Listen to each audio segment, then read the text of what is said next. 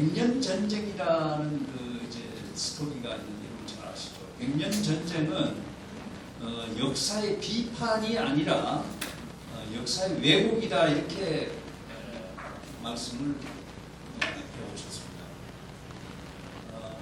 또 하나 그 문창극 국무총리 후보가 여러분 잘 아시죠? 중앙일 후보 논설위원으로 계시던 문창극 국무총리 후보께서 낙마하신다면은 정말 이 나라를 떠나야 될 것 같다 이런 말씀을 하신 걸로 기억을 있습니다. 잘못됐는지 모르겠습니다. 많은 말씀을 하신 걸로 알고 있습니다. 오늘 정말 어렵게 선생님을 모셨습니다. 제목은 여러분 요인물에 있는 것 같이 민주주의 한계라는 제목으로 말씀을 좀 해주시겠습니다. 제가 요청드린 시간은 1시간을 제가 요청을 드렸습니다. 1시간을 말씀해 주시고 혹시 플라워에서 질문이 있으시면은 3분만 질문을 좀 받아보겠습니다. 3분만 질문을 하실 때는 자기 의견을 좀 줄여주시고 그리고 질문만 좀 해주시면 고맙겠다는 말씀을 드리면서 강사 숙제로 대학교 선생님을 모시도록 하겠습니다. 선생님 모실 때 여러분 큰 박수로 환영해 주시기 바랍니다. 여러분 반갑습니다. 서서 하시겠어요? 지금 회장님께서 굉장히 장황하게 소개를 해주셨는데 그냥 사실 간단하게 이해하시면 됩니다. 저는 일제시대 때 36년에 태어나서 일본으로 창씨 개명을 한 다음에 학교 들어갔고 일본말을 하다가 3학년 때 해방이 돼서 한글로 교육을 받는 제1세대입니다. 그리고 중학교 들어가서 2학년 되자마자 6.25를 겪었고 그리고 이제 아까 소개하신 대로 대학에 입학을 했다가 운 좋게 숙사비까지 다 주는 좋은 장학금을 받아서 웰슬리 대학이라고 그 유명한 그 클린턴 부인 힐러리 여사 올브라이트가 나온 그 여자 대학에 제가 유학을 하고 미국서 교편을 잡다가 72년에 귀국했습니다. 이 여러 가지로 참 그 소개를 해주셨는데 한 가지만 제가 조금 걱정이 돼서 뭐 하나 붙이겠습니다. 그러니까 문창극 제가 그 조선 TV 방송에 가서 얘기를 한 건데 틀리신 말은 아니지만 그 단서를 붙이지 않으면 오해가 될 수 있을 것 같아서 이 낙마를 하면이라는 것이 아니고 그 문창극 이 지명자가 이 오늘교회에서 한 강연이 친일 반민족이기 때문에 그 사람을 후보에서 내친다면은 그건 제가 크게 잘못돼서 그때 그것이 말하자면 사실이 아닌데 잘못된 걸 가지고 KBS가 마지막 악마의 편집을 하는 그런 식의 방송을 해서 오해를 낳게 하고 그걸로 해서 사람을 제대로 검증도 하지 않고 내치면은 그는 참 큰일이다. 제가 그런 얘기를 해서 그때 그 말씀인 것 같습니다. 이 말씀은 낙말시키고 안 하건 국회의원들의 특전이니까 그 보고 자체가 아니고 그런 이유로서 사람을 오해해서 매장을 하면 안 된다. 그런 뜻이었다는 그만 말씀드립니다. 아주 좋은 기회를 주셨는데 제가 그럼 앉아서 말씀드리는데 무슨 제목으로 여러분의 귀한 시간을 쓸까 생각을 하다가 민주주의라고 하는 우리가 흔히 듣고 말하자면 4.19 이후에 거의 목맥에 외쳐대는 구호였는데 그 주제에 관해서 제가 얘기를 하기로 했습니다.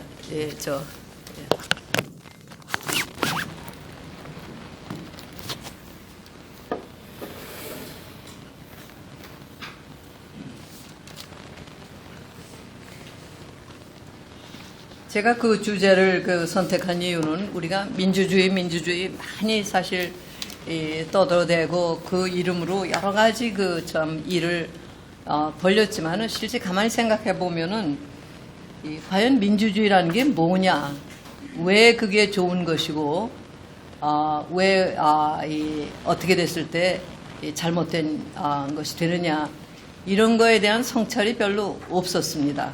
지금도 제가 보기에는 우리나라는 민주주의가 발전하고 있는 게 아니고 오히려 후퇴를 하고 있다고 보는데, 그것에 대해서도 국민들이 잘 자각을 하고 있지를 못하죠.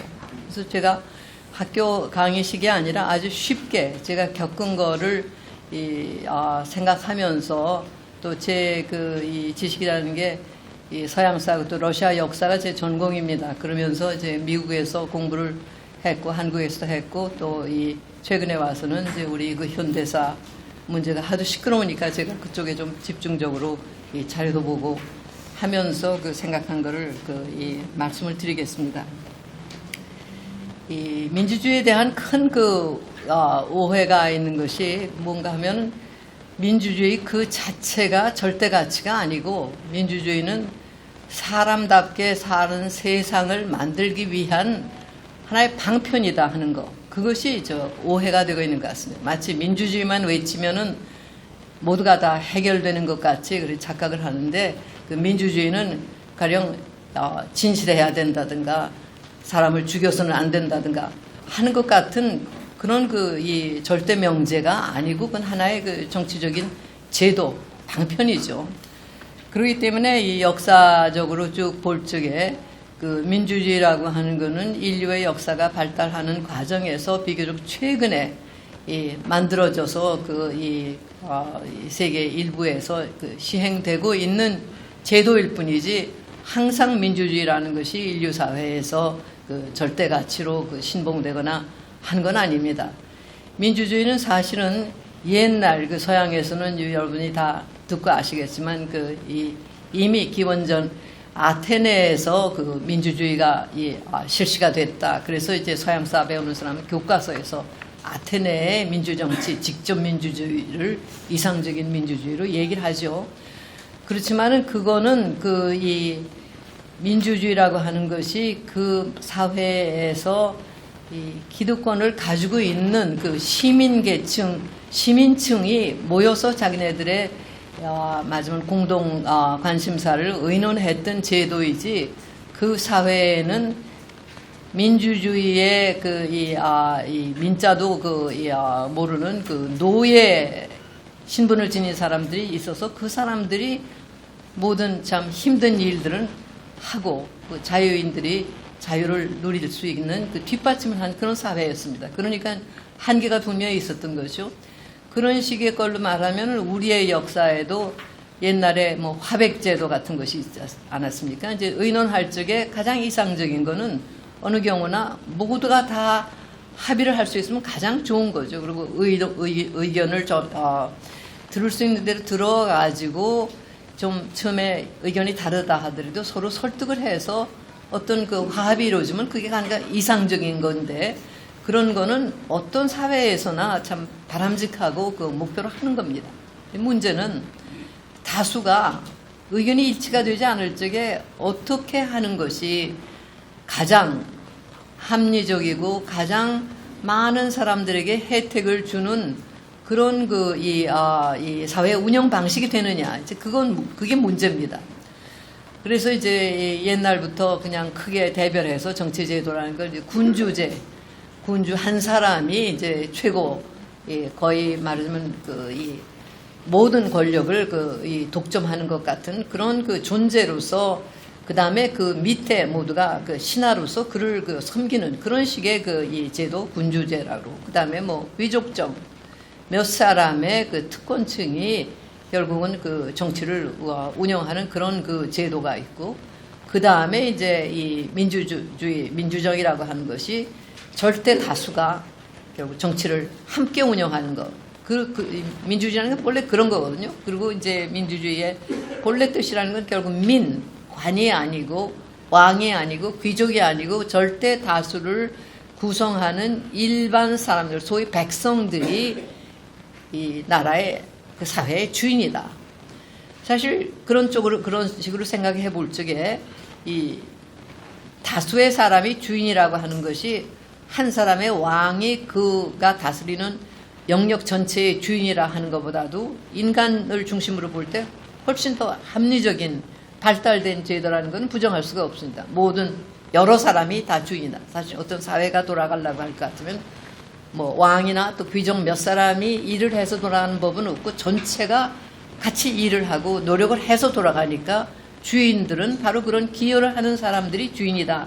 그런 면에서 민주주의는 훨씬 더 발달되고 훌륭한 제도다. 이렇게 얘기를 할 수가 있어요. 그런데 그럼 그렇다고 해서 그 민주주의라고 하는 거를 그 운영하는 것이 그리고 민주주의를 운영한 효과가 항상 한 사람의 왕이 있었다든가 또 귀족정이라든가 이 과도 정치보다 더 좋은 효과를 전체적으로 냈었느냐?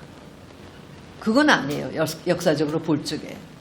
그래서 이미 아테네에서도 그 이 유명한 그 이 사상가들 지금까지 고전이라고 읽히는 이 플라톤이라든가 아리스토텔레스인가 그리스의 그 이 탁월한 맞아 서양의 그 철학의 이제 이 맞으면 원조들이죠. 그런 사람들은 민주주의를 절대로 지지를 하지 않았어요.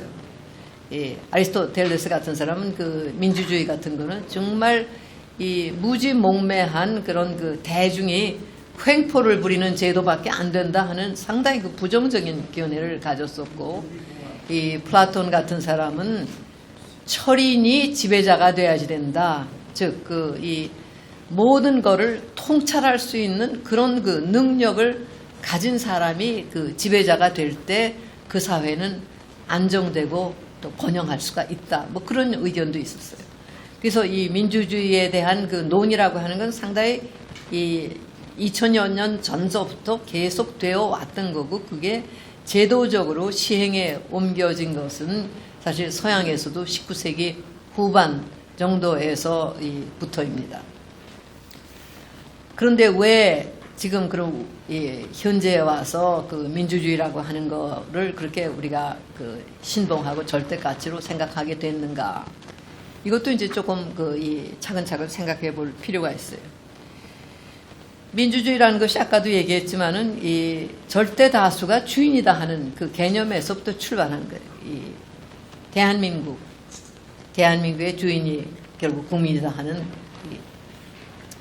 그런 면에서는 이건 가장 좋은 제도인 것이 틀림없는데, 문제는 그런 사람들이 다 같이 평화롭게 잘 살 수 있는 그 사회를 만드는 방법이라는 것이 무엇이냐. 소위 민주주의 이상을 실천할 수 있는 민주주의 제도라고 하는 것은 어떻게 될 때 그것이 가장 잘 운영이 될 수 있느냐. 그리고 그 민주주의의 정신이 제대로 살 수 있게 그 제도가 운영되려고 하면은 어떠한 조건들이 필요하냐.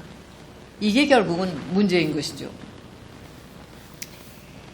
이 영국의 그 유명한 처칠은 그런 얘기를 했어요. 이 민주주의라고 하는 거는 참 나쁜 제도인데, 불행히도 우리는 그것보다 덜 나쁜 제도를 아직도 생각해내지 못해서 우리는 민주주의 제도를 고집하는 것이다.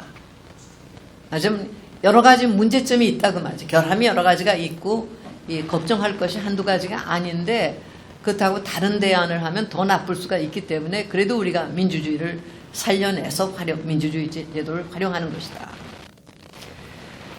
그 세계적인 문호 톨스토이는 민주주의에 대해서 굉장히 회의적이었어요. 이 러시아의 이제 전제 체제 하에서 워낙 이 백성들 살기가 어려우니까 혁명운동이 일어나고 하면서 이제 그 민주주의에 대한 논의도 활발해지니까 톨스토이는 그런 얘기를 했습니다. 민주주의를 하면은 각 개인이 해방이 되기 때문에 각 개인의 권리를 존중을 하기 때문에 경제적으로 사회적으로 발전하는 것 같습니다. 물질 생산 면에서 훨씬 더 발달하고 자유를 누리게 된다. 그런데 하나 딱 어려운 점이 있다. 그건 뭔가 하면은 권력은 인간을 부패시키는 속성을 가지고 있기 때문에 이 군주정 하에서는 군주와 그 언저리만 그 권력을 만지작거리니까 그 사람들만 부패하고 말고 나머지는 그냥 열심히 일을 해서 자기 가족을 먹여 살리고 하려고 하지 누구를 이용을 하겠다고 하는 그런 이 죄를 짓는 법이 없는데, 권력이 조금씩 나눠지면 민주주의는 권력을 누구에게나 다 조금씩 주는 건데, 그러면 그 권력을 나눠받은 인간 모두가 다 부패할 위험이 있다, 이런 경고를 했어요. 누구든지 다 자기가 권력을 가지면 그걸 악용하고 싶어. 권력이라는 게 뭐냐? 자기 이외에 다른 사람을 자기 목적을 위해서 이용한다는 그런 그 속성을 가지죠. 그렇기 때문에 권력을 이제 그런 부정적인 의미로 이제 톨스토이는 본 겁니다. 그래서 옛날부터 그 정치 제도를 얘기하는 사람들이 여러 가지 대안들을 많이 생각을 했어요. 어떻게 하는 것이 다수가 가장 행복하게 오래 평화롭게 살 수 있는 제도냐. 여기서 이제 민주주의에서 대전제가 있습니다. 그것이 이제 아까도 얘기했지만은 이 다른 그 정치 체제하고 다르다는 것. 그건 뭔가 하면 인간은 모두가 동등한 인격체로 존중받게 태어났다. 하나님의 피조물로서 동등한 가치를 지닌다. 이제 그런 것이 이제 대전제고, 그렇기 때문에 똑같이 존중받아야 된다. 이것이 민주주의의 가장 소중한 이 전제입니다. 그런데 그러면은 다른 체제하에서는 그게 없었느냐? 그것도 어떤 수준에서 이제 그걸 얘기하는가가 문제입니다. 이 왕정제라든가 귀족 정치라고 하는 거는 이 차별을 당연하게 여기고 제도화했던 것이죠. 왕 한 사람은 불가침한 존재고, 이 절대 왕정에서는 왕의 말이면 그는 곧 법의 효과를 가지는 절대 권력을 가진 사람. 나머지는 그가 만든 법에, 우리가 말하는 민주적으로 만든 법이 아니라 왕의 칙령이지, 모든 거에 이제 복종을 해야지 된다. 그런 면에서는 그 불평등한 그 전제가 깔려 있었던 겁니다. 그러나 그러한 이 왕정 체제 하에서도 민본 사상이 없었던 건 아니에요. 왜냐하면은 옛날에는 왕이라고 하는 사람은 자기가 다스리는 국토를 자기의 소유지로 생각을 했었죠. 즉 가산제 국가. 자기는 하나의 이 가족을 다스리듯이 자기의 영역을 전부 다 이 소유주로 다스린 것 같은, 그래서 소유권하고 이 정치권하고가 구분이 안 되는 이제 그런 불평등함이 있었어요. 그러나 그렇다 하더라도 소유주라고 하는 입장에서 보더라도 자기 이익을 위해서라도 그 영역 전체가 잘 살고 잘 나가야지, 지질이 고생을 하고 망하면은 자기 손해란 말이에요. 그러니까 거기에서도 이 인본주의랄까 하는 것이 완전히 무시돼서는 그 나라가 살 수가 없었어요.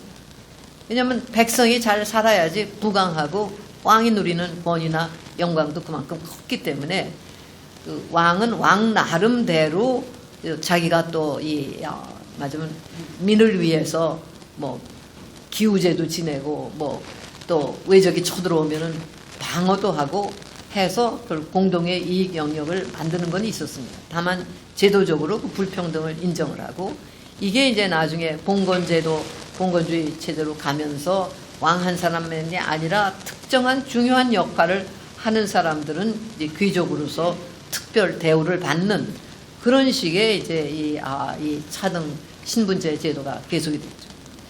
그래서 이제 이 막스주의자들이 만들어 놓은 그 역사 단계서를 보면 그는 상당히 그 효용 가치가 있는 이 단계 구분이에요. 물론 전부가 다 그대로 맞는 건 아니지만 이 역사 단계를 그렇게 얘기를 하죠. 옛날 원시 시대에 소위 원시 공산주의 체제가 있었다. 소유권도 없었고 모두가 자연하고 투쟁해서 살아남기 위해서 서로 협동을 하고 수렵, 사냥, 어로 뭐 등에 종사를 하면서 살던 때는 뭐 누가 높고 낮은 것도 없었고 그 서로 있는 거 나눠서 서로를 이제 돕고 살던 그런 시대가 있었지만 그게 결국은 얼마 안 가서 곧 이 무력을 행사해서 같이 사는 사람들을 외적으로부터 또는 자연의 재해로부터 또 자연 무슨 맹수들의 공격으로부터 보호해 줄 수 있는 그런 그 힘을 가진 사람들이 결국은 무슨 족장에서부터 결국은 왕으로까지 이제 이 군림을 하게 되죠.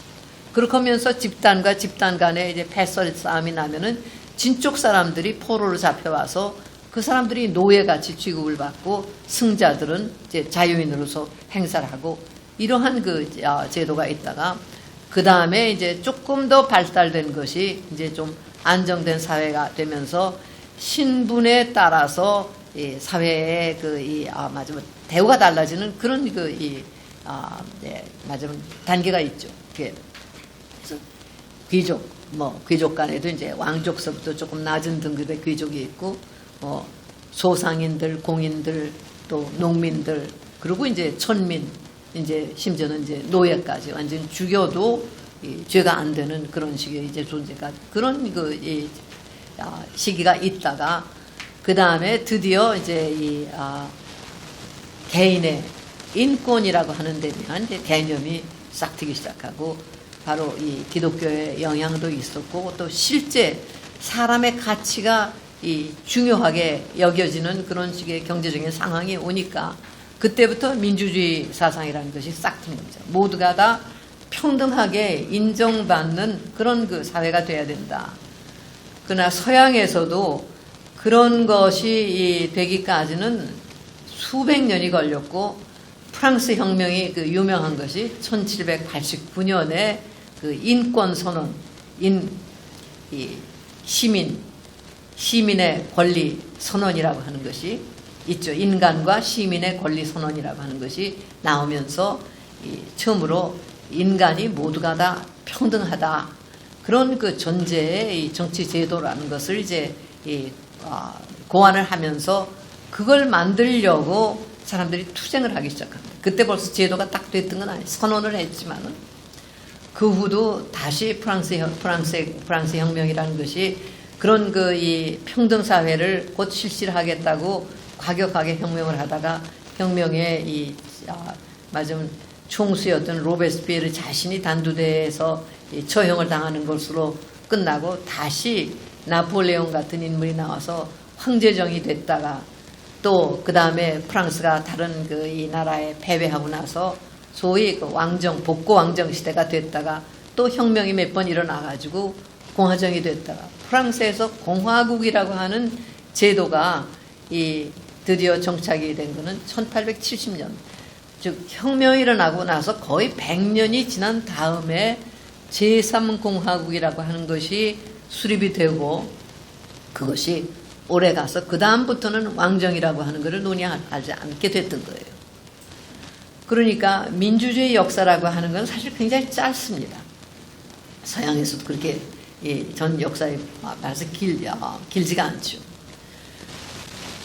영국이 민주주의 발달에서 선두주자였고 마지막 모범국가로 오랫동안 지부되었고 오늘날도 어느 면에서는 아직도 그렇다고도 볼 수가 있습니다. 그럼 영국에서의 민주주의 이 발달 과정은 뭐였느냐? 도덕이나 정치에서 가장 중요한 이 개념은 주기도문에서도 나오는 황금률입니다. 남들이 내게 해주고 싶은 나를 어떻게 대우해 주느냐 하는 거하고 똑같이 남을 대해라 하는 거. 서로의 입장을 바꿀 줄 아는 거. 그래서 평등이라고 하는 건 그것이 없으면 그건 아무것도 안 되는 거죠. 너나 나나 똑같을 것 같으면은 나를 남이 막 죽이거나 내 걸 빼앗는 걸 원치 않으면 상대방에 대해서도 다른 사람에 대해서도 그걸 똑같이 지켜야 된다는 그런 공정성의 개념 이런 것이 인간의 마음속에 내재할 정도로 이게 돼서 그런 올바른 의식이 같이 가지 않으면은 어떤 정치 제도도 제대로 될 수가 없어요. 영국에서 이제 왕의 권한에 대해서 이제 이 제한이 가해졌던 것, 공식으로 문건상으로 나눈 거는 여러분 잘 알다시피 이제 1215년 소위 마그나 카르타라고 그 대권리 대헌장이랄까 하는 이 약조가 생긴부터, 그건 뭔가 하면 이 여러 영역을 다스리는 이제 이 대귀족들이 공동의 적이 쳐들어오면은 왕이라는 사람 중심으로 해서 군대를 일으켜서 싸움을 싸우고 했는데, 실제 왕이 모든 걸 그 다음에 결정하고 한다는 건 너무 불평등하다. 그래서 우리가 기여하는 것만큼 우리에게도 발언권을 줘야지 된다. 만사를 결정할 때 우리하고 의논을 해야 된다. 그것이 이 민주주의의 마지막 시발점이에요. 내가 기여하는 것만큼, 내가 공헌하는 것만큼 내게도 발언권을 줘야 된다. 그래서 이 민주주의서뿐 아니라 군주정이나 귀족정에서도 정치가 제대로 돼서 공평한 사회, 사람들이 평화롭게 살 수 있는 사회가 되려면 가장 중요한 이 권리가 있는데, 그거는 이제 각 종교에서 얘기하는 뭐 기독교에서 10계명, 뭐 다른 종교에서 뭐 하는 이제 그 기본 인권을 보호하는 기본법, 즉 살인을 금지한다든가 도둑질을 금지한다든가 그런 그 도덕률, 그것이 이제 가장 먼저 전제가 돼야 되고, 그 다음에 아까 얘기한 대로 그 황금률에 대한 이해, 서로의 입장을 바꿔서 똑같이 대우해야 된다. 그리고 이제 사회적으로 공헌한 것만큼 이 동등한 대우를 받아야 된다. 대등한 대우를 받아야 된다. 동등이 아닌 대등이죠. 그런 거 하고, 그보다도 모든 걸 다 포함한 것보다 또 더 중요한 게 자유롭게 자기의 의사를 표시할 수 있는 권리입니다. 양심의 자유, 언론의 자유, 이런 것들이죠. 사람이 인격체로서 인정을 받으려고 하면은 자기가 옳지 않다고 생각하는 거, 그거를 그런 행동을 하도록 강요를 받는다든가, 자기가 생각했는 대로 말을 하지 못하고 거짓말을 강요받는다든가, 이게 있어서는 안 됩니다. 그래서 어떤 정치 이론가들은 군주정이 제일 좋다. 다만 조건이 있다. 그거는 사람들이 마음대로 발언을 하게 해야 한다. 그러면 그 사람들이 마음대로 얘기하는 거를 모아가지고 군주가 무엇이 필요한가를 결정하는, 그것이 가장 바람직하다. 그렇게 주장을, 러시아에서도 전제 정치하에서도 그런 주장을 하는 보수 사상가들이 있었어요. 만약에 말을 하지 못하고 몇 사람이 횡포를 한다면 그거는 그건 노예죠. 인간이 아니고. 말을 했을 때, 다양한 의견이 나왔을 때 그거를 누가 수렴을 해서 커다란 정책 또는 법으로 만드느냐, 이제 그 과정이 문제예요. 민주주의에서 가장 이제 이 고전으로 일컬어지는 이제 책들이 몇 가지가 있는데, 가령 이 소위 계몽주의 시대, 프랑스의 이제 18세기에 몽테스키유라는 사람이 이제 이 얘기를 많이 하고 늘 인용이 되곤 하는데, 그 사람은 그런 주장을 했었어요. 인구가 얼마 안 되는 데에서는 민주주의가 가장 좋다. 서로가 얼굴을 알고 책임을 지고 발언을 하고 해서 의견을 내고, 그것이 절충이 돼서 합의로서 법이 만들어지면 가장 이상적이다. 그러나 공동체가 너무 커져가지고 직접 민주주의가 안 될 적에는 귀족정이 제일이다. 그건 귀족정이라고 하는 거는 결국은 남보다 더 생각도 바르고 탁월하고 또 그 사회에 대한 애착이 있을 수밖에 없게 그 기득권도 가지고 있고, 이런 사람들이 책임지는 결정을 하는 그런 사회가 좋지, 떠돌이 아무것도 없는 사람들이 와가지고 이러고 저러고 일을 벌려놓고 어디로 휙 가버리고 책임을 안 지면은 그건 옳지 않다. 그래서 중간 정도 사회에서는 바로 그런 이 귀족정이 제일 좋다, 이렇게 주장을 하고, 그러나 단위가 큰 경우는 독재가 필요하다, 그런 얘기를 했어요. 모두가 왈가불가하는데 거기서 무슨 결정을 한다고 하는 것이 소위 우리가 지금 생각하는 민주 절차를 하면 너무 느려지고 실제 너무 피해가 크다. 그래서 그런 경우는 독재가 제일 좋다 하는 그런 얘기를 한 적도 있어요. 그리고 이제 민주주의의 논의에서 또 제일 중요한 게 이겁니다. 인격을 존중받아 내가 원하는 게 뭐고 나한테 좋은 게 뭔가 하는 거를 내가 가장 잘 알지 누가 알겠어요. 무엇이 나한테 아프고 기쁘고 슬프고 그건 존중을 해야 되는데 이게 개개인 사사로운 일이 아니고 어떤 공동체의 일이 될 것 같으면은 그럼 여러 사람에게 공동으로 좋아야지 되는데 그렇지 않을 수가 있단 말이에요. 그럼 그걸 어떻게 결정하느냐. 전체가 합의한다면 그건 말할 것도 없어요. 전수결은 항상 좋은 거지만 그 불가능한 경우에 다음으로 나온 것이 다수결입니다.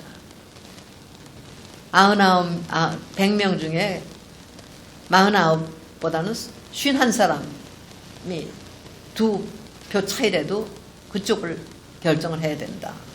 따라야 된다. 더군다나 80대 20이면 더 말할 것도 없다. 그런데 거기에 대해서 또 이의가 제기가 돼요. 어떤 사람은 키가 크고 또 높은 데 있기 때문에 저기서 적군이 달려오는 걸 아는데 이 나머지 사람들은 그걸 보지를 못한다. 볼 줄을 모르기 때문에 우리 평화로운데 무슨 대비를 하느냐 하는데 이 위 사람이 보면 이게 다 보이는데 그 사람 말을 듣지 않았다가는 모두가 다 몰살을 하지 않느냐. 그러니까 지적으로 경륜으로 탁월한 능력을 가진 사람들의 의견이면은 그게 설사 기술적으로 기계적으로 소수라 하더라도 그 사람의 의견을 따르는 것이 전체를 위해서 더 좋은 것이지 수적으로 다수의 의견을 따른다고 해서 반드시 그게 좋은 게 아니지 않느냐. 소위 보편 의지와 다수 의지의 그 차이입니다. 누가 정말 공동체 전체 이익을 대표하느냐. 이거를 가장 잘 존중하면서 이 발달해 온 것이 역시 영국의 정치 체제예요. 영국은 아까도 얘기했지만 이제 귀족들이 아주 이 귀족 중에서 물론 아주 몇몇의 거대 귀족들이죠. 공작들 제후들이죠. 공군 제후들이 이제 왕권을 제약하는 데서 오다가 그것이 이제 차츰차츰 확대되면서 다시 또 내전이 들어가서 영국도 처형하는 그런 혁명을 겪고 하면서 양당 체제 비슷한 것이 이제 출범을 하죠. 이제 그렇게 해서 하는데 그러면은 그 정치를 결국은 서로 상반되는 의견을 가진 당이 투표를 통해서 누가 집권을 하느냐 하는 이 제도가 생기는데 그럼 거기서 누가 투표권을 가지느냐. 이걸 가지고 굉장히 논란이 많았어요. 아무에게나 다 준다. 어린애한테도 투표권을 주면 그 되겠느냐. 그건 배제한다. 아무것도 모르는 여자들한테 주느냐. 그건 또 배제한다. 그러면은 그래도 생각이 있고 그 사회에 어떤 기득권을 가지고 그 사회의 사회의 연구 그 번영을 위해서 뭔가 노력할 능력이 있는 사람들한테 발언권을 주는 게 마땅하지 않느냐. 그래서 그 선거권이라는 거를 이 재산권하고 연결을 해가지고 그 기득권을 가진 사람들한테만 주기 시작을 했던 거예요. 상당한 수준의 세금을 내는 사람만이 투표권을 가지는 그런 그 제도를 하다 그걸 조금씩 확대를 했습니다. 영국 사람들의 그 사고방식이라는 게 참 재미있는 게 19세기 초 1832년에 이제 큰 그 개혁이 한 번 있었는데, 그리고 이 국회의원들은 무보수였어요. 이건 명예직으로 결국 공동체를 위해서 이제 이 봉사를 하는 그런 것이고 한데, 그리고 양원제도라는 게 이제 발달해가지고 지역구를 대표하는 그 하원 의원들하고 그 다음에 대귀족 가문 출신으로서 이제 구성된 그 상원인데, 그거는 처음부터 한 사람만이 그 귀족 권한을 상속하게 되어 있고, 나머지들은 다 제각기 나가서 자립을 하도록 그렇게 영국 귀족제도는 운영됩니다. 아니면 귀족들이 너무 많아서 걷잡을 수 없게 될 거 아니겠어요? 그렇게 해서 이제 그 상원은 전체를 이제 생각을 하는 그런 제도고, 그러나 실제로 결국 자기 지역에 영향을 많이 미치죠. 그래서 이제 이건 부당하다. 그래서 이제 선거 제도를 개혁해야 된다. 투표권의 범위를 넓혀야 된다 하고 뭐 아우성이 많았고 싸움을 싸우는데 늘 어떤 식으로 그 반론이 나오는가 하면 그런 거예요. 뭐 이 논리적으로 볼 적에는 그 권자의 그 이 유권자의 범위를 넓히는 게 좋을지 모르지만 지금의 이 제도를 가지고도 우리는 무난하게 잘 나가고 있고 다른 나라보다 잘하고 있지 않느냐.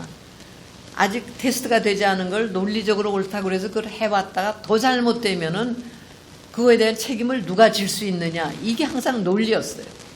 그래서 이제 영국의 경우도 이 비판 여론에 나오는 게 이런 거였습니다. 가령 상원의원 귀족이 그 지방에 있으면은 그 지역구 선거에 그 귀족이 상당한 영향을 미칠 수 있기 때문에 돈도 있고 영향력도 있고 하니까 결국은 그쪽 지방 그 이 하원 의원들은 귀족의 호주머니에서 나오는 거 아니냐. 그러니까 이런 제도를 고쳐야 된다. 뭐 이런 그 얘기도 있었고 할 때 바로 반론이 그런 식으로 나. 논리적으로는 그게 맞는 말이지만 섣불리 손대서 잘못되면 어떻겠느냐.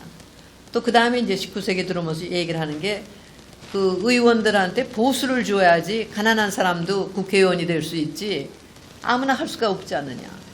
그러니까 영국에서는 소위 정치 계층이라고 하는 건 따로 구정이 돼 있었어요. 일반 사람들은 정치 큰 문제를 운영하는 데는 관심이 없고 그저 생업에 종사해서 열심히 뭐 땅을 갈고 공장에서 일하고 법 만들어 놓으면 그거 지키고 이렇게 살았던 거지 큰 정치는 특정한 사람들이 하는 거다 하는 그런 그 의식이 있었는데 그걸 이제 넓히자는 거죠. 그래서 19세기 대두됐던 문제가 바로 그때부터 이제 민주주의라는 말이 나오는데 정치에 대변돼야 되는 건 재산이 아니라 사람 아니냐.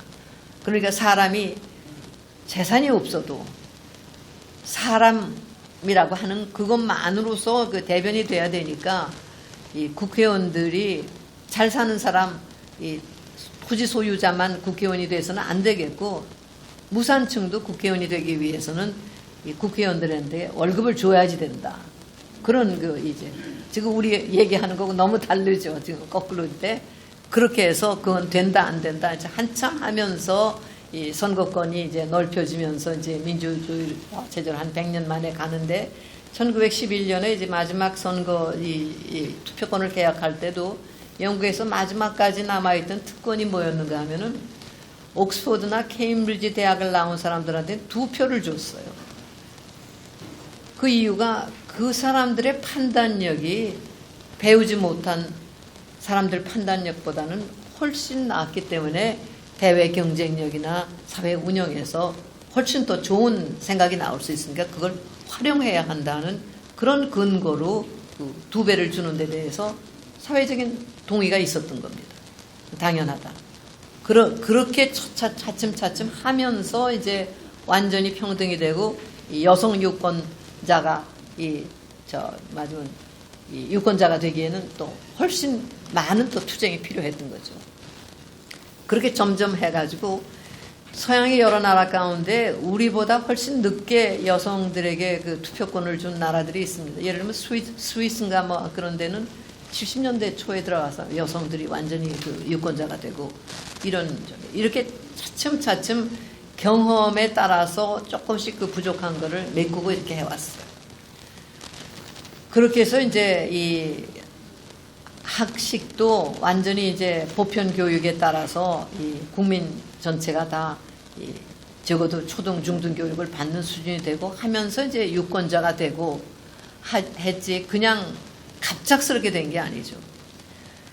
그런데 이제 우리 사정은 또 우리만 아니라 이제 아시아나 아프리카의 소위 이 서양의 식민지 또는 선진국들의 식민지가 됐다가 새로 독립한 그 나라들의 사정은 상당히 다릅니다. 왜냐면 옛날부터 자기네식으로 살았는데 과학기술 문명의 발전이나 이런 데서 서양에 뒤졌기 때문에 결국은 옛날 잘 나갔던 그 큰 제국들이 중앙아시아도 그렇고 아프리카도 그렇고 완전히 망하고 이제 서양의 식민지가 되고 하다가 2차 대전이라고 하는 그 1차, 2차 큰 그 세계 대전을 겪고 나서 이제 신생 국들이 많이 생겼잖아요. 근데 여러분이 아시다시피 한 10년이 아니라 5년 전까지만 해도 우리는 그런 소리를 많이 했습니다.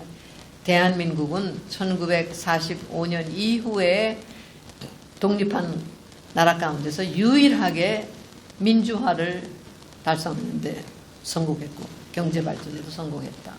그런 얘기를 우리가 해왔습니다. 그만큼 그 민주주의 제도를 수립을 해가지고 사람들이 제대로 살 수 있는 나라를 만드는 건 힘든다는 얘기예요. 실제로 민주주의라는 게 뭐냐 우리에게. 45년까지는 민주주의라는 말을 들어보지도 못했을 거예요. 아마 6.25 후에나 민주주의라는 말이 보통 사람들한테 들리는 얘기였지. 그 전까지는 자주 독립. 우리 세대 어렸을 적에는 자주 독립이라는 것이 꿈이었죠. 우리는 왕정 체제 하에서 살다가 중국의 그늘에서 살다가 이 중국의 세력이 약화되고 우리도 쇠약한 그런 틈에 우리보다 훨씬 앞질러서 서양식 근대화를 일으켰던 이제 일본만이 서양 세력이 인정하는 동북아 국가가 됐고 중국하고 러시아 전쟁에서 2번 승리를 하자 결국은 일본이 옛날 중국이 차지했던 그런 그 위상을 차지하게 되면서 우리가 1910년에 드디어 이 독립을 잃어버렸습니다. 그리고 나서 45년에 우리가 해방이 됐지만 그건 우리가 독립운동을 해서 해방이 됐다기보다는 연합군 특히 그 미국에게 이 전쟁을 선포했던 일본이 드디어 패배함으로써 우리 독립운동가들은 독립운동을 함으로써 우리가 독립의 의지가 있다고 하는 것을 세계에 천명했지만 그 힘으로 일본을 쓰러뜨린 건 물론 아닙니다. 별로 그 차이가 크게 안 하지만 우리는 우리 민족끼리 단합을 하고 민족으로서의 자각을 하고 또 어느 정도의 이 긍지를 유지할 수 있게 하는 그런 그 역할을 했지만 실질적으로는 우리 힘이 아니라 일본을 패망시킨 연합군 덕분에 우리가 해방이 됐고 그 자리에 우리가 우리나라를 세우면서 1910년에 주권을 빼앗겼던 대한제국 멸망한 이씨 왕조가 아니고 1919년에 우리가 3.1운동을 일으킨 후 임시정부에서 선포했던 대한민국 즉 공화국 모두가 평등하게 국민이 주인인 그런 그 나라를 실질적으로 세워서 이제 독립을 하는데 드디어 그 성공을 한 게 이제 48년입니다. 불행히도 그 이전에 이미 나라가 두 동강이가 나서 우리 힘으로 우리가 해방을 하지 못하고 소련군이 북한을 점령을 하고 미군이 남한을 점령하고 하면서 38선이라는 게 이제 그어졌던 거죠. 그런 속에서 우리가 이제 민주공화국이라고 하는 체제를 우리 나름대로 수화를 하면서 민주주의 국가를 만들어 왔던 겁니다. 민주주의가 우리 입장에서 뭐였느냐. 우리가 잘 알다시피 우리 같이 그 당시 2,000명이었지만 지금은 이제 5천만, 2천만이었던 게 이제 5천만까지 되는데 5천만이 다 같이 정치를 할 수는 없고 대의 정치라는 것이 불가피합니다. 우리를 대표해서 정치적인 결정을 해줄 사람을 선거를 통해서 뽑는 것. 그게 결국 대의민주주의 체제.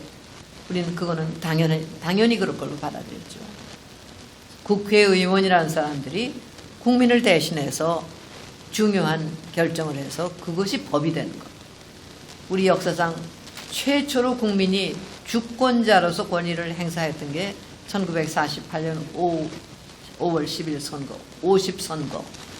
그것이 우리 역사상 처음으로 국민이 주권자 노릇을 한 그 날입니다. 불행히도 남쪽, 38선 남쪽에서만 그걸 할 수 있지 북쪽은 못했어요. 왜냐하면 북한을 점령하고 있는 소련군이 남북한 공동으로 선거를 실시하고 공정하게 선거가 실시되는지 유엔의 감시를 받아라. 유엔 감시단이 이미 한반도에 도착을 했는데 북쪽엔 못 들어갔습니다. 소련이 반대를 해서. 그러니까 그러면은 선거가 가능했던 남쪽만이라도 빨리 우리가 독립국가가 돼서 국제사회에서 우리 목소리를 내서 한꺼번에 통합 못된 북한을 우리 힘으로 다시 통합을 할 수 있는 그런 기회를 가져야 되지 않느냐. 그냥 남의 지배 상태로 외국의 지배를 그냥 받고 있는 상황으로 남아있어서는 안 된다 하는 것이 우리 민족 지도자들 이승만 박사, 김구 선생 이런 분들의 그 중이었고, 그렇게 해서 이 남쪽만이 이 선거를 통해서 대한민국이 섰던 겁니다. 불행히도 마지막 순간에 김구 선생하고 이승만 박사가 이 불화가 생겼습니다. 이 아직도 아주 명확한 건 모르지만 이 가장 그 연구를 많이 한 분들이 이 짚어낸 거라는 거는 1947년 12월 2일 날 장독수라고 하는 이 인물이 이 암살을 당했는데 김구 선생이 이끄는 한독당 요인이 그 암살범으로 그 지목이 돼서 미군정에서 이 조사를 하니까 김구 선생도 불려가게해서 조사를 받게 되셨어요. 그래서 이제 이승만 박사에게 내가 체면상 이럴 수가 없으니까 거기서 면제를 받게 해달라고 아마 청을 하신 모양인데, 그 당시 이승만은 그냥 귀국한 독립운동가일 뿐 뭐 특별한 위치에 있는 분이 아니니까 미군이 하는데 자기 마음대로 어떻게 할 수도 없고 그냥 조사법 받고 나오면 되지 어떻게 할 수가 없다 아마 그렇게 한 모양인데, 그때 이제 김구 선생이 굉장히 노했던 것 같아요. 그래서 입장을 확 바꿔서 그 전까지는 김구 선생도 연설에서 뭐 전라도 같은 도 하나만 남더라도 우리는 빨리 독립국가를 선포를 해서 이 국제 무대에서 우리 목소리를 내야 했던 입장을 확 선회해서 이 남한 단선에는 반대하니까 하고 북한에 가서 김일성 하고 의논을 하겠다. 그렇게 해서 남북 지도자 회의를 하러 가겠다고 입장을 바꿨습니다. 그러나 김구 선생이 전혀 몰랐던 거는, 알고도 그랬는지 몰랐는지 뭐죠, 몰랐다고 보는데, 이미 북한에서는 46년 초서부터 민주주의 임시정부가 수립이 돼서 소련의 지령에 따라서 공산화 작업을 진행을 하고 토지 몰수 또 이 인민군 창설 같은 것이 이미 되고 있었고, 이제 정식 정부로 선포하기 위해서 그 당시 스탈린이 북한의 헌법 초안을 조목조목 검토하고 있었습니다. 그때 김일성이라는 사람은 또는 세계 어느 공산주의든 스탈린의 지령에 따라서 움직이지 자유롭게 움직일 수는 없는 것입니다. 세계 공산주의라는 건 태어날 때부터 전 세계 공산화를 목표로 하고 국가나 민족이 중요한 것이 아니라 계급으로 단결해서 자본가들을 뒤엎고 그 노동자들이 지배하는 소위 노동자 독재를 통해서 이 프롤레타리아 독재를 통해서 공산주의를 실천해야 한다는 거기 때문에 공산당원이 된다고 하는 것은 이태리 사람이든 미국 사람이든 일본 사람이든 소련의 즉 스탈린의 지령에 따른다는 거였어요. 그러니 더군다나 우리 같은 그런 분단 상황에 소련군이 지배하고 있는 상황에서는 더 말할 것도 없죠. 형식으로만 김일성이 이 지도자로 옹립되었을 뿐 사실은 이 모든 것이 이제 하나하나가 스탈린의 지령에 따른, 지금 그게 뭐 문건으로 다 나와 있습니다. 이 스탈린이 김일성 동무에게 보내는 충고문, 남한에서 이런 사람들이 오면 소위 축조회에서는 이렇게 하고 학대회에서는 이렇게 하라는 지령이 다 지금 문건으로 다 나와 있습니다. 그런 상황에서 결국은 이 두 분이 이제 의견이 갈라지고 김구 선생은 실망을 하고 북한에 오셨지만 체면상 입장을 다시 바꾸질 않고 단선 반대를 했기 때문에 이 남한의 우익 세력이 굉장히 약화된 상황에서 선거를 치렀습니다. 그래도 유권자들의 90%가 등록을 했고 또 그게 한 90% 넘는 수가 투표를 하고 해서 이 대한민국이라는 게 수립됐던 것입니다. 그게 민주주의의 시발점이었고, 그렇게 해서 선출된 국회의원들이 재헌의회를 구성해서 우리 헌법을 만들었습니다. 그 재헌절, 우리가 기리는 이유죠.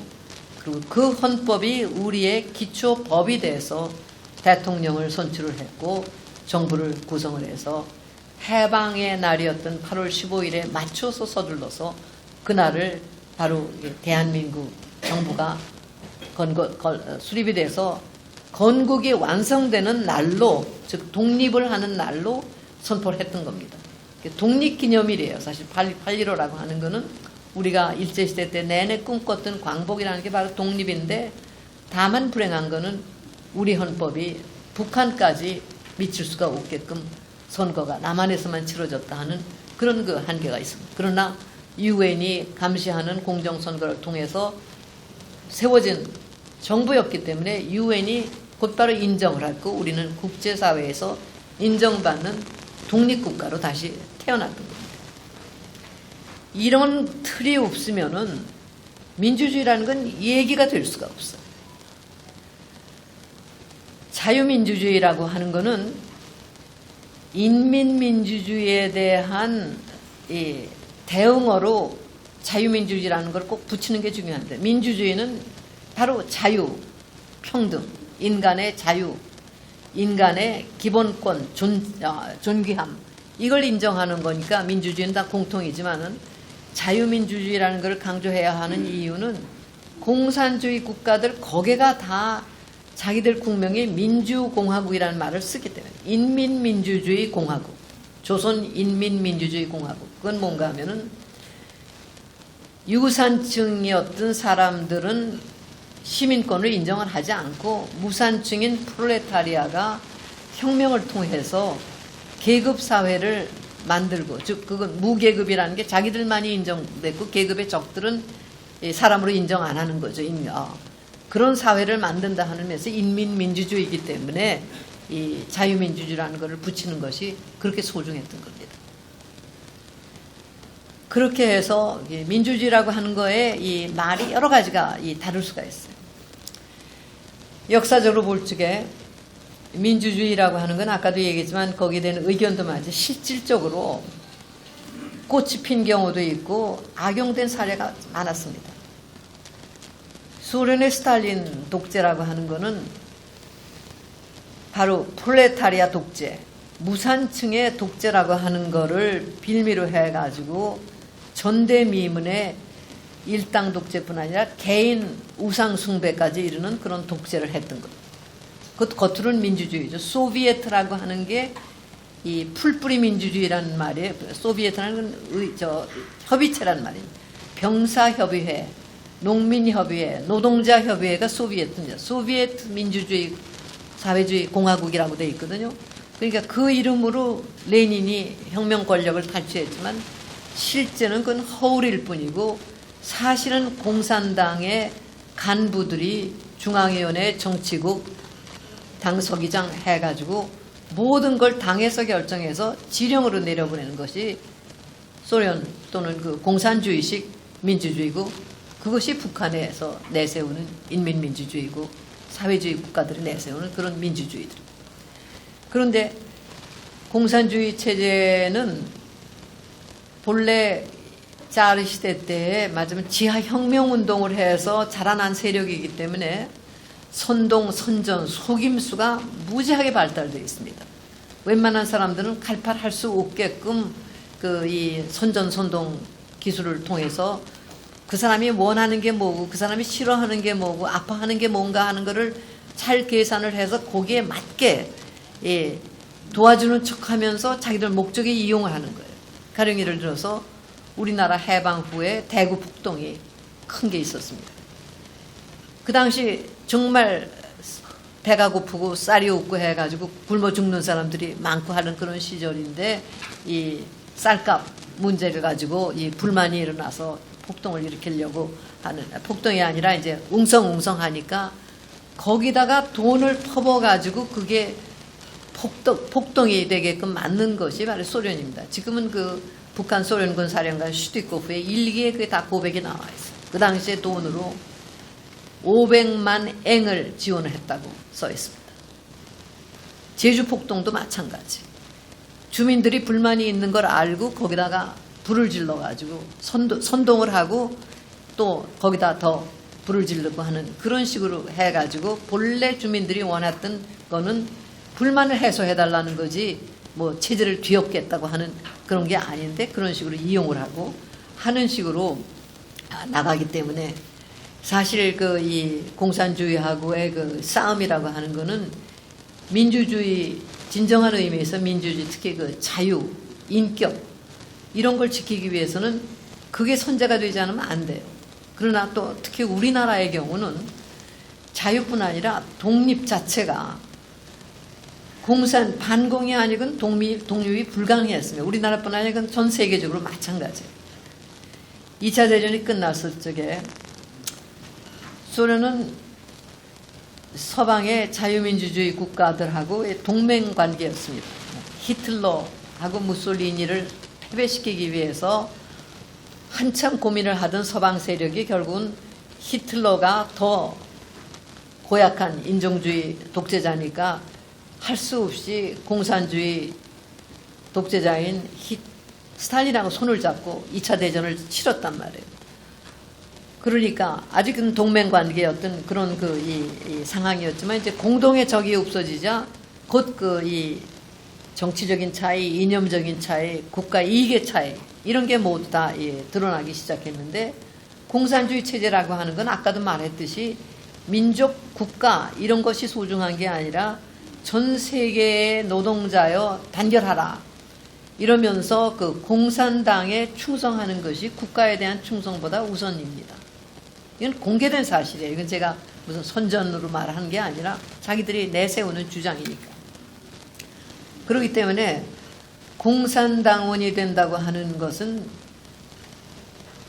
애국심, 우리가 통상으로 얘기하는 그 애국심하고는 같이 갈 수가 없는 거예요. 그래서 국제공산주의 조직이 역사상 두세 번 깨졌어요. 맨 처음에 마크스가 주장을 한 그 전 세계의 이 노동자의 단결해야 했던 게 1848년이었고 그것이 2차 대전에 들어가면서 깨집니다. 왜냐하면 소련하고 독일이 전쟁을 하게 되는 그 당시 러시아죠. 러시아하고 독일을 하는데 아무리 공산주의자라 하더라도 숙적인 러시아하고 전쟁을 하는데 어떻게 우리 정부를 지지 안 하고 독일 쪽에 쓸 수가 있느냐, 어떤 무심할 수가 있느냐. 독일도 마찬가지입니다. 어떻게 러시아하고 전쟁을 하는데 우리가 우리 정부를 지지 않을 수 있느냐.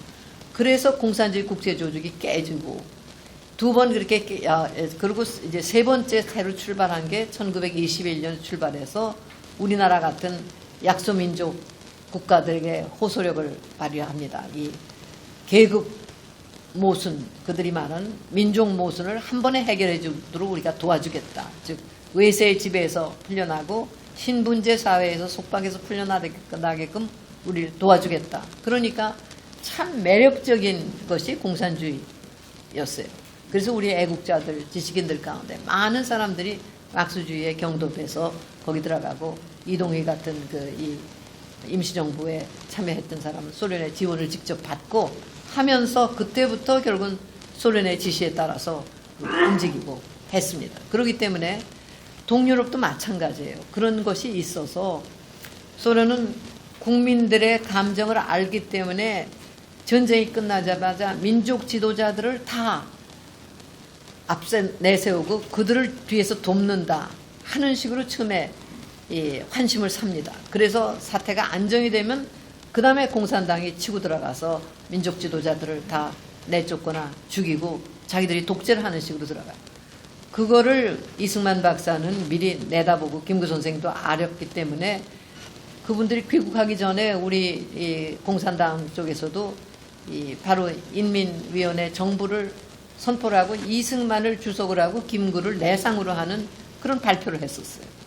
국민이 볼 땐 그러면은 신빙성이 있으니까. 그러나 그게 전부 다 포장이라고 하는 걸 알고 그걸 거부했던 거고, 그래서 처음부터 그 지령에 따라서, 소련의 지령에 따라서 움직이는 세력하고는 타협을 할 수가 없어서 대한민국은 처음부터 반공 세력으로 또 그걸 아는 서방의 자유민주주의 진영의 도움을 받아서 태어난 그런 사람. 거기에서 벌써 우리 민주주의의 발달에는 한계가 따를 수밖에 없었습니다.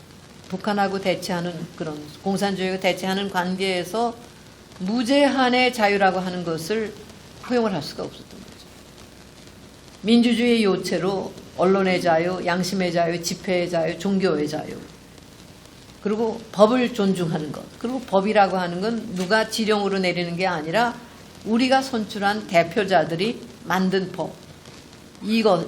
그래서 이 대의정치라고 하는 것이 우리 처음부터 우리가 내세운 목적이고 헌법의 정신이었는데, 다만 공산당에 가입해서 활동하는 사람들은 그들의 궁극적인 이 말하자면 뜻이 본인들의 뜻도 아니고 지령에 따라서 하는 거기 때문에 타협을 할 수가 없으니까 그거를 미리 경계를 하고 또 속아내야 되는 일을 했고, 거기에서 과잉 반응이 또 나올 수도 있고, 뭐 경찰이나 검찰 같은 쪽에서는 또 자기들의 맞으면 역할을 해야 되고 충성심을 보여주기 되기 때문에 또 실수를 하는 경우도 있고, 이래서 처음부터 우리는 민주주의 발달하는 것이 그대로 그냥 일사천리로 나갈 수는 없었던 겁니다.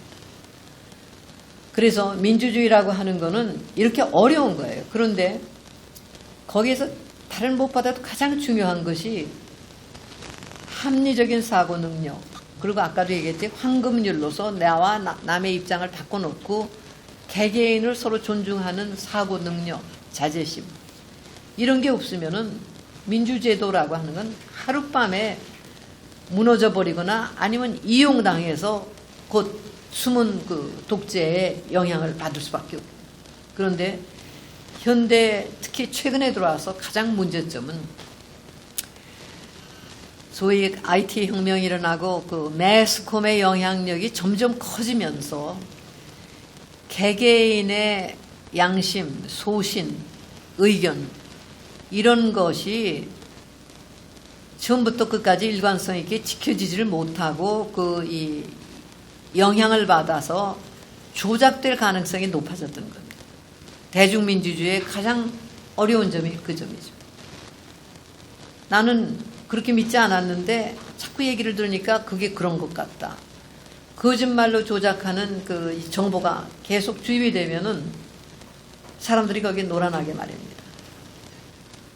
우리 대한민국은 그동안 개방체제로서 한동안은 연좌제까지 해가면서 혹시라도 공산주의하고 연계가 있는 사람들을 경계를 했지만은 이제 그거를 넘어서서 이제는 그래도 좀 자유롭게 얘기를 할 수 있는 그런 그 체제가 됐고, 특히 소련의 공산주의 체제가 무너진다면 우리가 안심을 했기 때문에 참 언론의 자유가 무제한으로 꽃필 수가 있게 됐습니다. 그런데 불행히도 그것이 결국은 대한민국의 체제를 전복시키는 것이 본래부터 목적이었던 그 북한에 의해서 지하에서부터 이용을 당하고 해서 우리가 경제력을 배양하고 하는 데서는, 그리고 정치 민주화를 이룩하는 데는 북한하고 비교할 수 없이 앞장섰지만은 국민의 의식을 일깨우고 교육시키고 장악하는 데는 완패를 했다고 봅니다. 옛날 우리 어렸을 때 세뇌라고 했어요. 세뇌당한다. 멀쩡한 사람도 똑같은 소리를 자꾸 거짓말을 들으면 그런 것 같아요. 지금 어떻게 됐냐.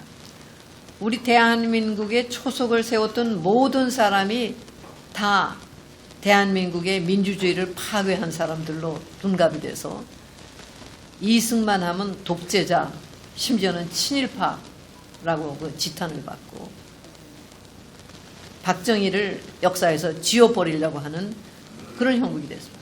박정희 대통령은 정치적으로 큰 죄를 지은 사람입니다. 즉 쿠데타로 권력을 장악했기 때문에 지식인의 입장에서 그걸 반대 안 할 수도 없고, 저도 비판을 했고, 지식인을 또 다루는 양식이 군대 다루듯이 했기 때문에 반발을 굉장히 많이 샀습니다.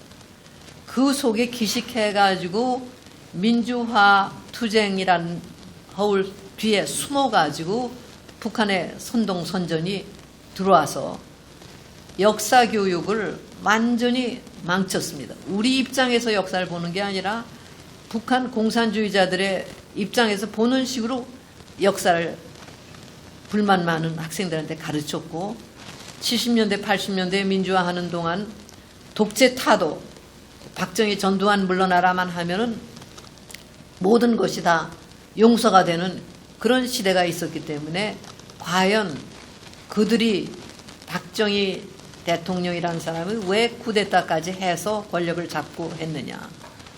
즉 자기 같은 불행한 군인은 없다. 예, 다시는 이런 일이 있어서는 안 된다. 그러나 나라가 위기이기 때문에 자기가 나설 수밖에 없었다 하면서 혁명 공약이라는 걸 내세워서 사실 대부분의 것을 실천하는 데 성공을 했습니다. 다만 정치적인 부정적인 유산을 극복하지 못하고 한 그 어려움은 있었죠. 그러나 경제 발전을 함으로써 실질적으로 민주주의가 설 수 있는 토대를 만들었습니다. 즉 민의 힘이 정부보다 더 강해져야지 민주주의가 되는 겁니다. 모든 걸 정부에 의존할 수 하고 정부만 바라보고 정말 굶기를 밥 먹듯 하는 그런 상황에서는 민주주의라는 건 상상도 할 수 없어요. 우리 어렸을 적에는 굶지만 않으면 누가 어디서 오든 그게 오든지 상관없었습니다. 병들어 죽고 얼어 죽고 굶어 죽고 경제적으로 배가 부르고 등이 뜨뜻하고 하니까 인권 민주주의 같은 거를 생각할 수 있고 그런 면에서는 박정희 정권 또 민주국가의 토대를 내세운 이승만 대통령이 아니었으면 지금 대한민국은 없었는데 민주주의를 외치는 사람들이 그분들이 역적이나 된 것 같은 취급을 지금 하고 있습니다. 그러니까 우리 민주주의는 지금 자기가 서 있는 토대를 스스로 깎아버리고 김정은을 영웅시하는 이런 식의 말이 안 되는 그런 이 병든 그런 상황에 빠지게 됐습니다. 인권을 그렇게 외치던 사람들이 북한에 사는 동포들의 인권, 탈북자들 문제 같은 거는 완전히 외면을 하고 다른 소리를 하고 북한은 친일청산을 해서 우리보다 도덕적인 무슨 정당성이 있고 대한민국은 친일파들이 지배하는 나라였다 하는 완전히 정신 나간 소리들을 하는데 불행히도 그것이 국민의 강한 저항을 받지 않고 민족이라고 하는 그런 이 어떤 독소 같은 거에만 휘말려 가지고 사람들의 정신을 마비시키고 있습니다. 그러니까 민주주의가 잘못됐을 적에 바로 이런 식의 역작용이 일어날 수 있는 거죠. 지금 외국에서 볼 적에 촛불혁명은 민주주의 혁명이었고 그래서 독일의 에버트 재단이 문재인 대통령한테 상까지 줬습니다. 그런데 우리가 지금 느끼는 민주주의, 자유 그것이 과연 그러냐. 이 나라에 법이 공정하고 자유가 살아있고 도덕이 살아있고 평화가 진정으로 있느냐. 그렇다고 대답하기는 힘들죠. 전 정권에서 일했던 사람들이 모두 다 범인이 돼가지고 재판을 받고 체포당하고 이건 민주주의가 아닙니다.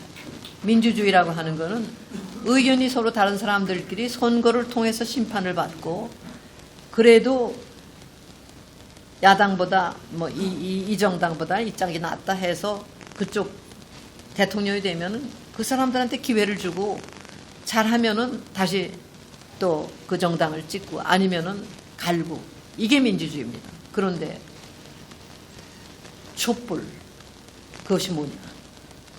이거의 시발점은 벌써 미선이 효선이 하면서 올 때 결국은 그때부터 시작이 된 겁니다. 민주주의라면 합리적인 사고를 해야 돼요. 우리뿐 아니라 남의 생각을 하더라도 그거는 군사훈련 도중에서 발생한 사고였습니다. 탱크 속에서 볼 수도 없는 그 훈련이 그 시간에 되면 근데 의정부 정부도 그랬고 학교도 그렇고 책임을 같이 져야 되는데 그 군인들한테만 하고 반미를 획책을 하고 하면서 선동에 놀아났던 언론 또 그 다음에 광우병 누구 한 사람 죽은 증거도 없는데 국민학교 아이들까지 울면서 난동을 부리게끔 선동한 것. 이것도 하나의 민주주의 형태. 그 다음에 세월호. 세월호는 참으로 불행한 대형 참사였지만 그거는 사고였지 다른 아무것도 아니었습니다. 그런데 그걸 사고라고 하면은 매장당하고 적폐라고 불리고 하는 이건 민주주의가 아닙니다. 이건 대중 횡포죠. 그거의 연장선으로 최순실 사건까지 갔던 거고 투표를 하는데 거기서 책임지고 할 국회의원들마저도 자기들의 정당 활동이라든가 또는 법리라든가 이런 걸 무시하고 이 거리에서 아우성 치는 사람 그때 그 모습만 보고 뭐 탄핵을 가결하고 실제 뭐를 어떻게 했는지 따져보지도 않고 하는 이런 일이 벌니까 우리나라의 지금 민주주의 정치 제도는 제대로 작동하고 있다고 볼 수가 없습니다.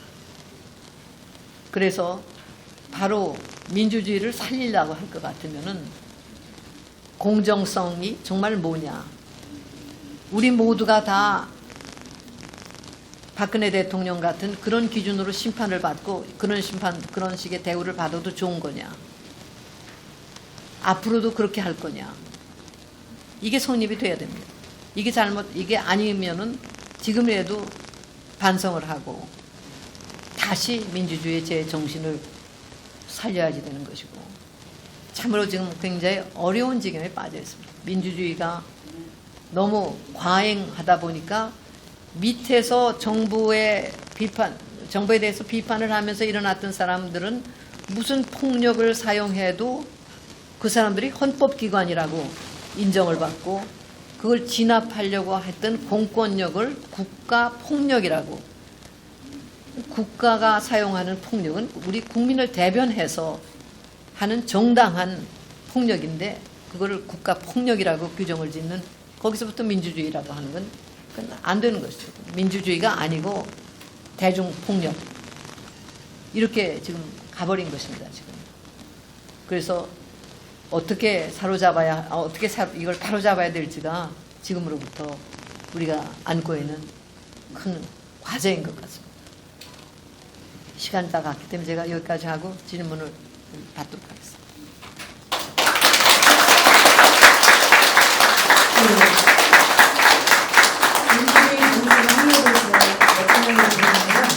그럼 세 분만 질문을 받도록 하겠는데 단체에 계시면 혹시 단체 소속이 어디인지 아니면 본인 성함을 꼭 말씀해 주시고 질문은 짧게 해주시면 감사하겠습니다. 네, 질문할 분 안 계신가요? 예. 잠시만요. 사람이 모든 것의 주인이고 모든 것은 사람이 결정한다 하는 이러한 제도 하에서는 사안을 결정하려 하게 되면 어떤 방법으로서 결정되겠습니까? 예.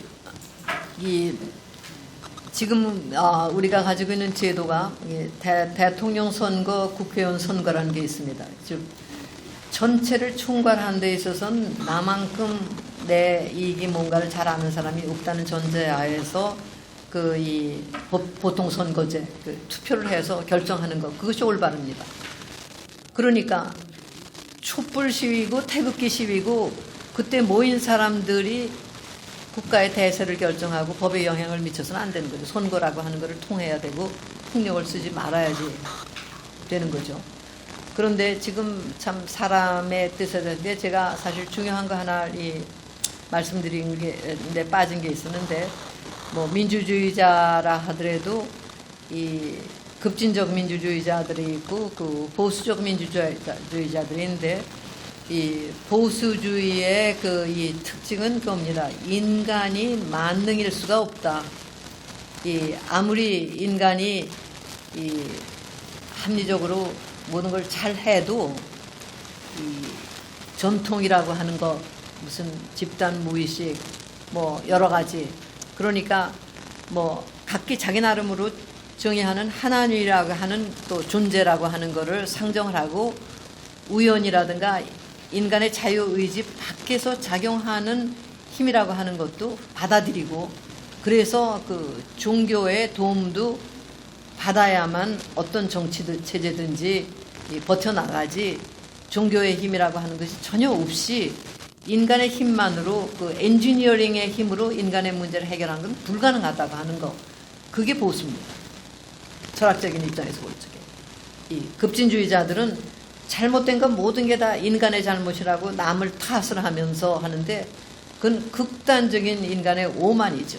사실 아무리 계산을 잘해도 할 수가 없어요. 지금 평등사회를 만든다고 하는 환상에서 만들어졌던 것이 공산주의 사회고 그것이 지금 참 실패를 해서 소련이라고 하는 거대 강국이 그렇게 이 세계 빈국으로 추락을 해서 지금 다시 올라오려고 이 아등바등하고 있는 걸 눈앞에 보면서 그리고 동구의 여러 우리보다도 수준이 높았던 이 나라들이 거꾸로 가서 결국 허울만 독립국가였지 소련의 지배체제하에서 신음을 하다가 90년대 초에야 해방이 돼가지고 좀 다시 살아나는 거 이걸 보면서 지금 다시 그런 환상을 가지고 있죠. 그러니까 결국은 이 다수결 원칙, 그 선거에서 다수결 원칙을 사용하지 않을 수가 없습니다. 그러나 또 하나는 그러면서도 바로 민주주의에서 가장 중요한 거는 그 다수결 원칙을 통해서 우수한 인력을 배양하고 활용하는 것 이게 병행이 되지 않으면은 민주주의가 또 제대로 살 수가 없습니다. 그러니까 제대로 이 민주주의가 작동을 하면은 원자력 전문가는 원자력 문제는 원자력 전문가들한테 얘기를 들어야지 대통령이라고 해서 자기 멋대로 할 수는 없다 하는 것. 네. 전반적인 건 각 국민이 결정을 하지만 부분엔 다 전문가들이 있고 자격이 있는 사람들의 의견을 존중해야 된다. 네, 다음 분 질문 받도록 하겠습니다.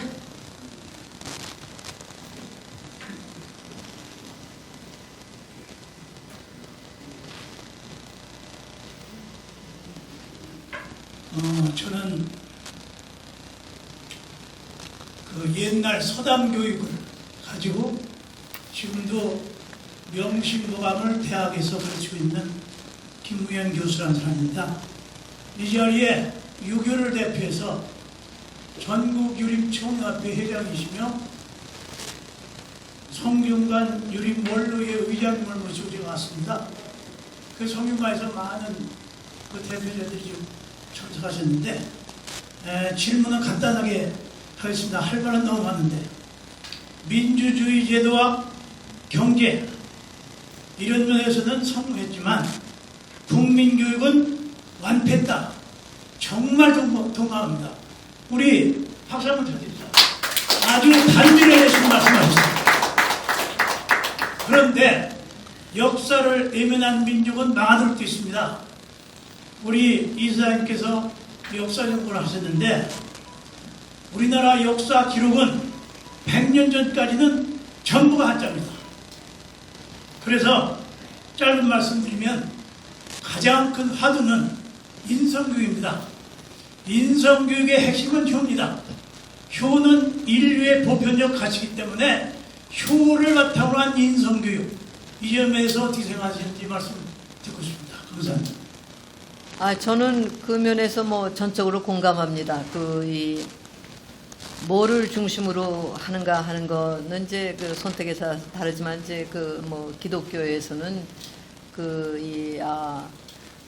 하나님 예수라고 하는 존재를 통해서 이제 이 모든 인성 교육을 이제 하고 육아에서는 이제 효를 중심으로 하고 저는 어떤 것이 더 낫고 그러다고 이렇게 얘기할 수는 없지만 효를 중심으로 하는 그 교육은 제가 가장 친숙한 거고 그건 맞으면 어머니 아버지께 효도를 하기 위해서는 형제하고 불화할 수 없고 남을 해칠 수 없고 등등 이렇게 되지 않습니까? 그건 전적으로 올바른 말씀이라는데 지금 우리 문제는 모두가 다 이 개개인들이 무슨 모래알 같이 돼가지고 저 혼자 잘났고 저 혼자 모든 게 되는 걸로 알지 자기에게 뿌리가 있고 이 어떤 공동체적인 배경이 있고 한다 하는 거를 교육을 못했어요. 그런 면에서는 제가 아주 죄인 중에 죄인입니다. 제가 어디선가 그런 얘기를 했더니 어떤 기자가 좀 크게 확대를 했었지만 정말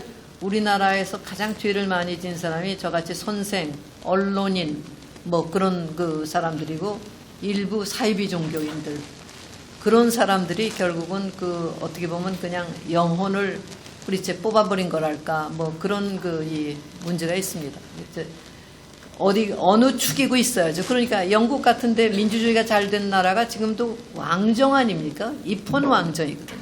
상징이 있어야 됩니다. 권위의 상징이 있고 또 이 사람이 감사할 줄을 알아야 되는 지금 우리 사회는 감사한 걸 아무것도 몰라요. 그래서 저는 또 하나 늘 그 화제로 삼았던 거는 이 미국에서 제가 유학을 하면서 느낀 게 우리하고 큰 차이를 아주 금방 느낄 수 있어요. 그거는 그 사람들은 경쟁이 치열하지만 그건 흠모를 통한 흠모의 경쟁이에요.